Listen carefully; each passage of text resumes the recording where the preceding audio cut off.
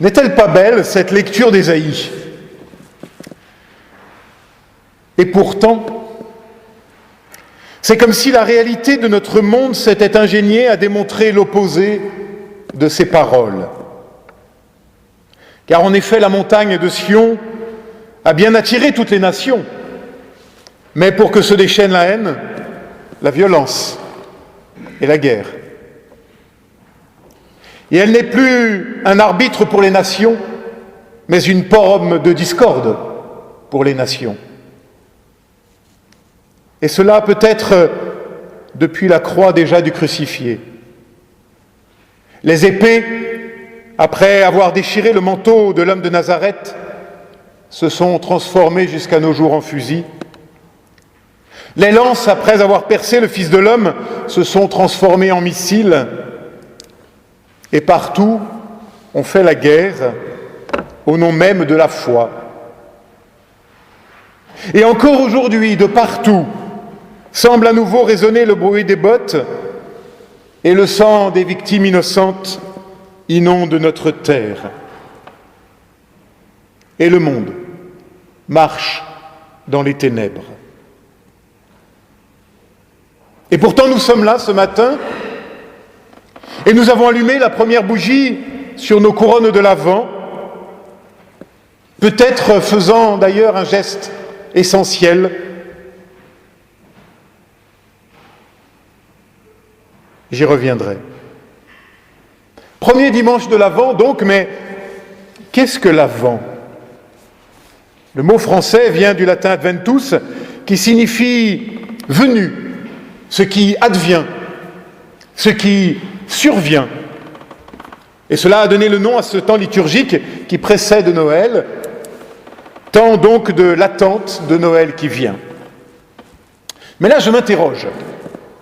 N'est-ce pas étrange d'attendre quelque chose qui est déjà venu? Car quoi, Noël? C'était hier, avant-hier. Il y a même 2000 ans qui nous séparent du moment de la naissance du Christ. Et notre texte d'évangile de ce matin ne parle d'ailleurs pas de Noël, mais de la question lancinante pour les premières communautés chrétiennes du retour du Christ dans sa gloire. Et notre péricope de ce matin cherche à négocier avec ce qui fut sûrement la plus grande question sans réponse de la première génération chrétienne, la question du retour du Christ qui tarde, qui se fait attendre. Alors voilà que faire. Attendre. Mais au fait, donc pour nous, ce matin, attendre quoi?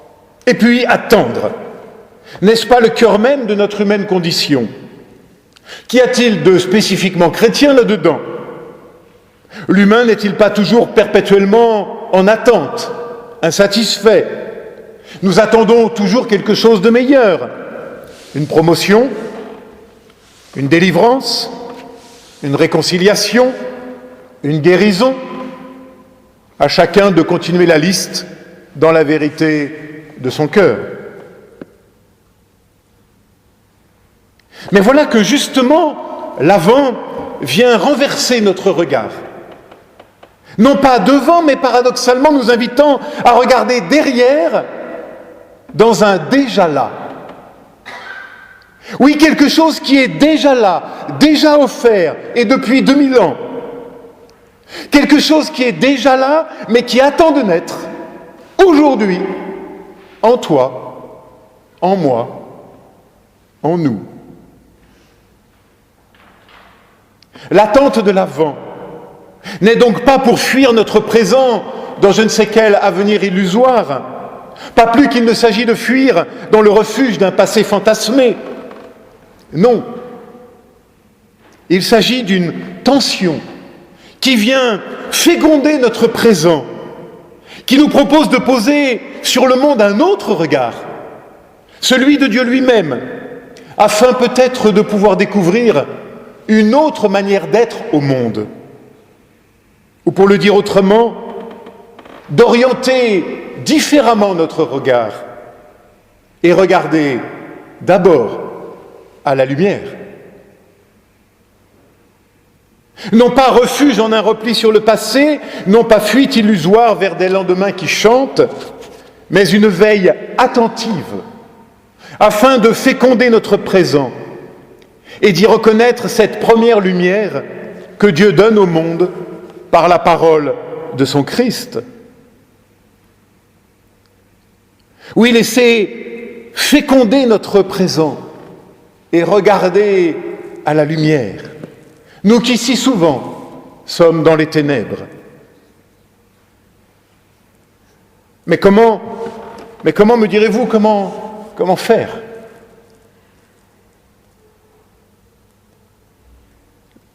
Le texte de ce matin est clair, me semble-t-il, par notre attention.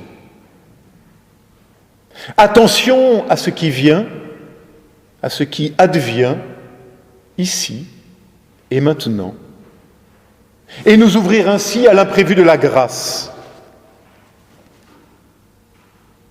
Car l'attendu devient inattendu. Car c'est bien du dedans, de l'intérieur que survient le royaume. Par cette parole qui veut transfigurer de l'intérieur nos angoisses et nos ténèbres afin de nous relever et de nous remettre en route.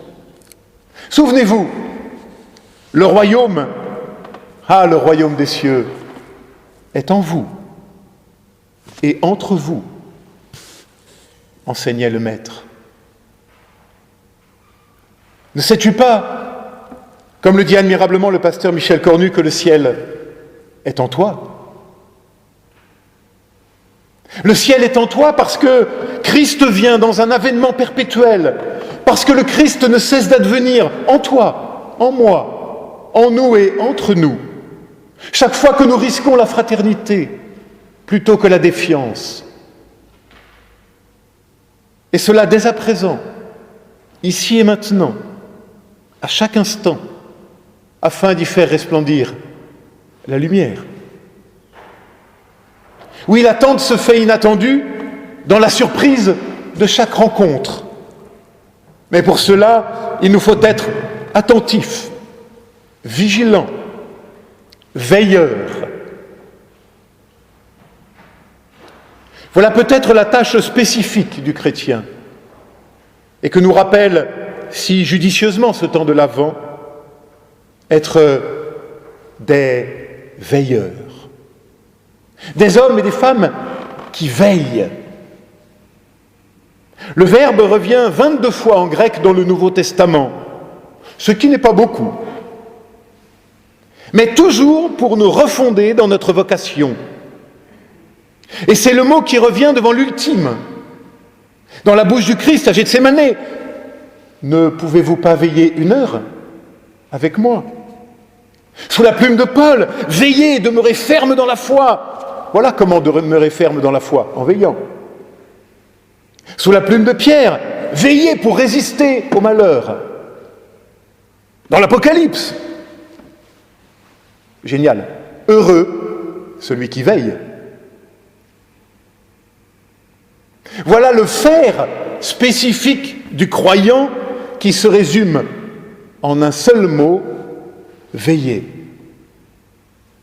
Être vigilant, attentif à ce qui vient, à ce qui survient, au Christ qui vient, à la grâce, à la joie, être vigilant à la lumière.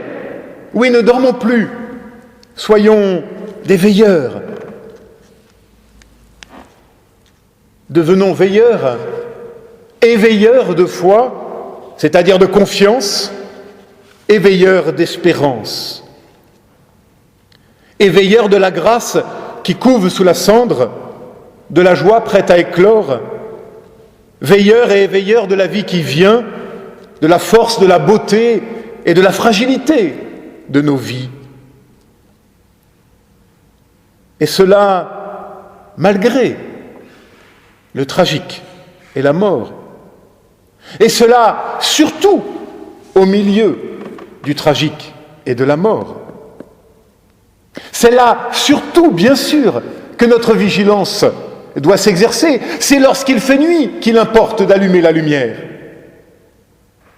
Parce que nous le savons, telle est notre bannière justement, que l'amour peut être aussi fort que la mort, plus fort même que la mort.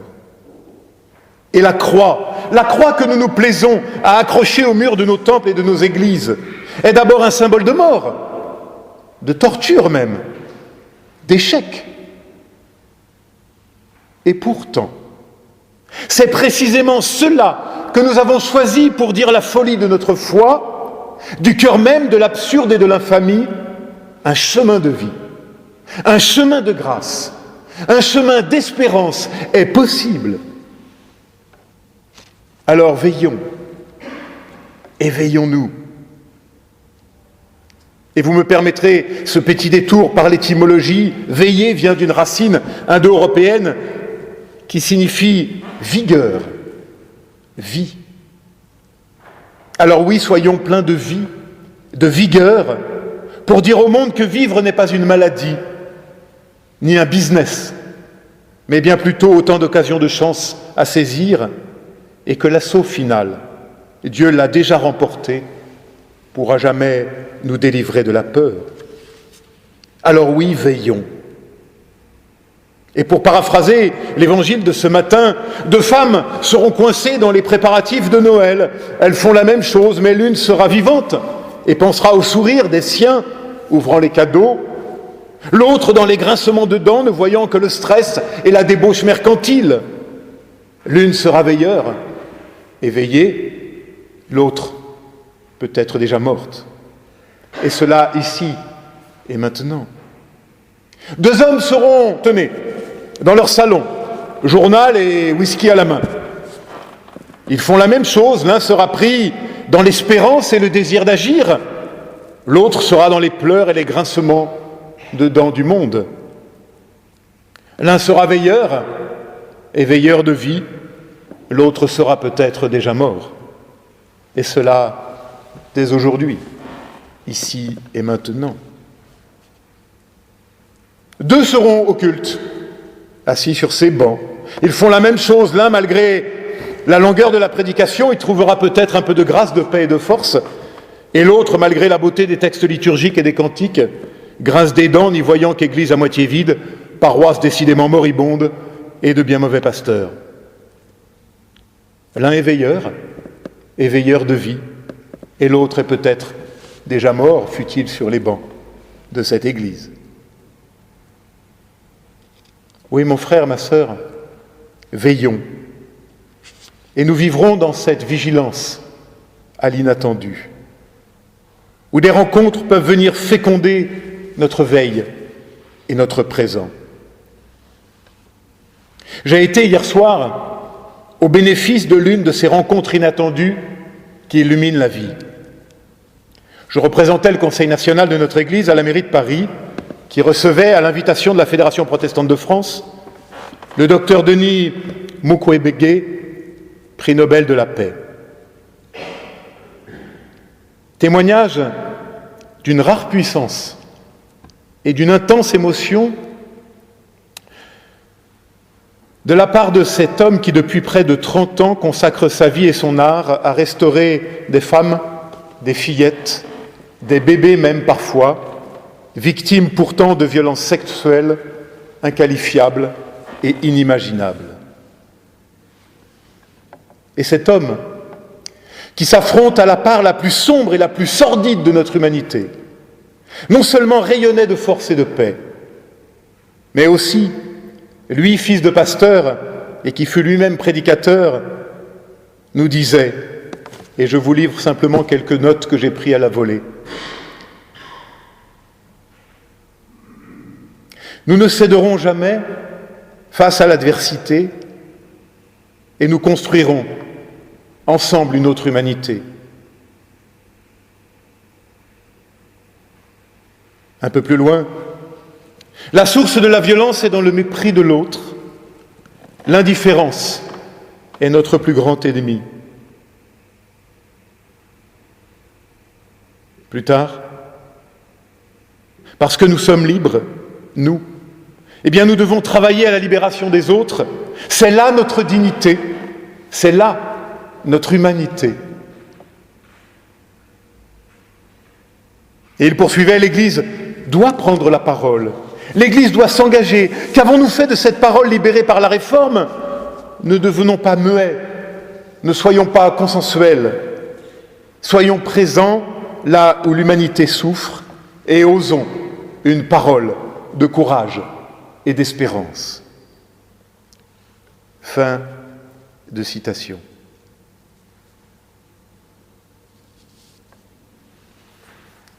Frères et sœurs, dans ce temps de l'Avent qui s'ouvre à nous, soyons donc veilleurs et veilleurs de vie. Allumons à chaque instant cette lumière qui finalement ne vient pas de nous, mais que Dieu le premier a allumée dans le secret de nos cœurs.